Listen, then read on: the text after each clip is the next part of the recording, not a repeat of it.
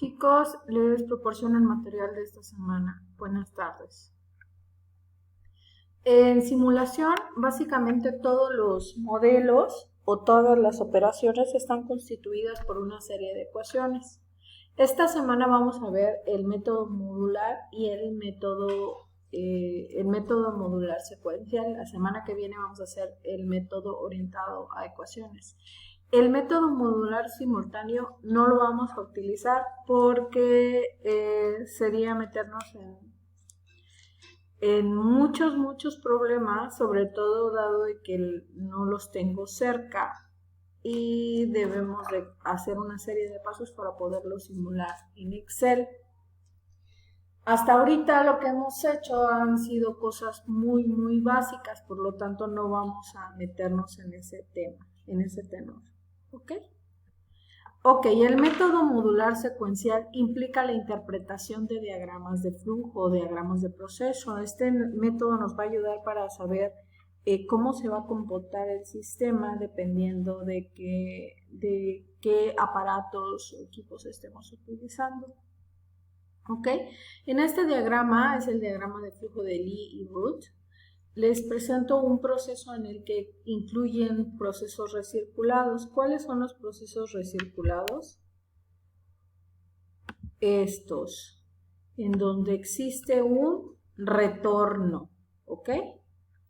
A eso se le llama recirculación. Existen dos tipos de sistemas. Uno donde existe solo una entrada y una salida externa, que en este caso sería esta. Y un proceso donde existen salidas externas y entradas externas, como por ejemplo el sistema de agua de distribución de sus casas, los que tienen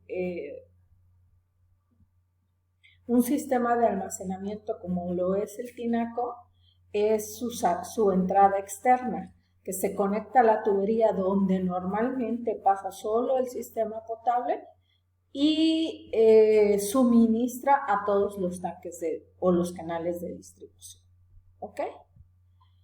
El problema que vamos a analizar es un problema realmente sencillo. No nos vamos a meter en tantos rollos.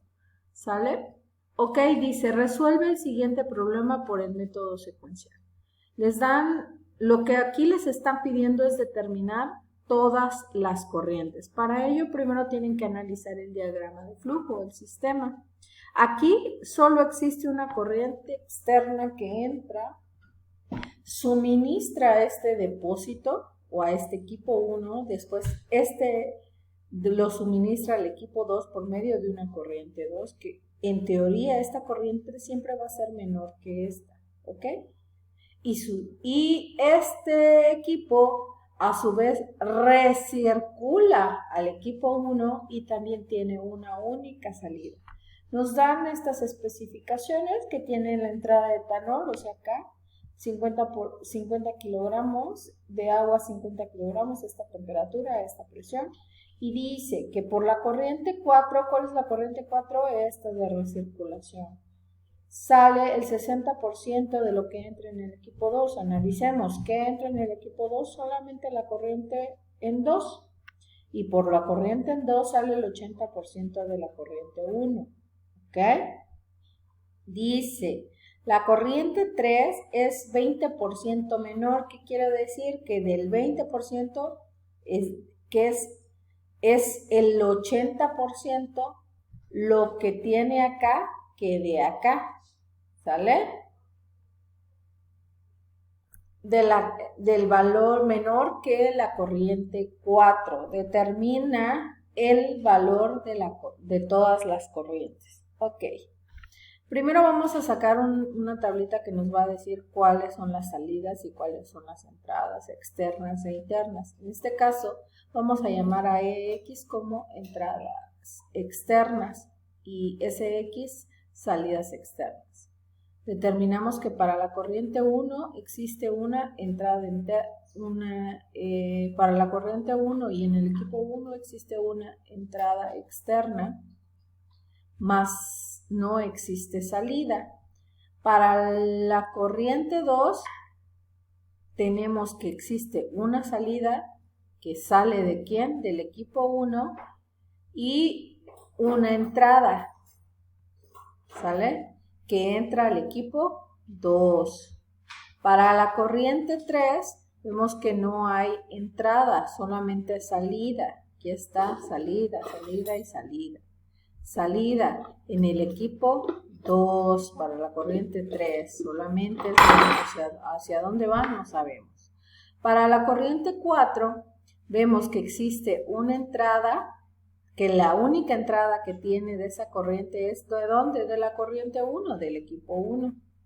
Y la salida, ¿de dónde? Del equipo 2.